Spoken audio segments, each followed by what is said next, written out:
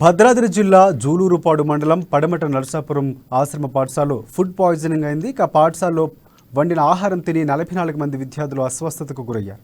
కడుపులో నొప్పి, వాంతులు, విరోచనాలతో తీవ్ర ఇబ్బంది పడుతున్న స్టూడెంట్స్ను హాస్టల్ సిబ్బంది జూలూరుపాడు ప్రభుత్వ ఆసుపత్రికి తరలించి చికిత్సను అందిస్తున్నారు. హాస్టల్ వంట సిబ్బంది, శానిటైజేషన్ సిబ్బంది 40 రోజులుగా ధర్నా చేపడుతుండటంతో హాస్టల్ బోధనా సిబ్బందే విద్యార్థులకు వంట చేస్తున్నారు. వంటలు సరిగా వండటం రాకపోవడంతో ఆహారం కలుషితమైనట్లు తెలుస్తోంది. ఇక విషయం తెలుసుకున్న స్థానిక తహసీల్దార్ లూథర్ విల్సన్ ఆసుపత్రికి చేరుకుని విచారణ చేపడుతున్నారు. నరసాపురం ఆశ్రమ హై స్కూల్ నుంచి మొన్న 29 మంది వాంతులు విరోచనాలతో మన దగ్గరకు వచ్చారు. వాళ్ళలో కొంతమంది జ్వరపీడితులు ఉన్నారు, ముక్కులో నొప్పితో ఇబ్బంది పడుతున్నారు. వారందరికీ మేము ట్రీట్మెంట్ ఇచ్చాము. వాళ్ళందరూ సేఫ్ ఉన్నారు, ఎవరిని అయితే రిఫర్ చేయలేదు. అందరూ కోలుకుంటారని ఆశిస్తున్నాము. ముందు 15 మంది వచ్చారు, మొత్తం 44 మంది దాకా ఇబ్బందులు పాలయ్యారు. అందరూ కూడా ఆరోగ్యంగానే ఉన్నారు.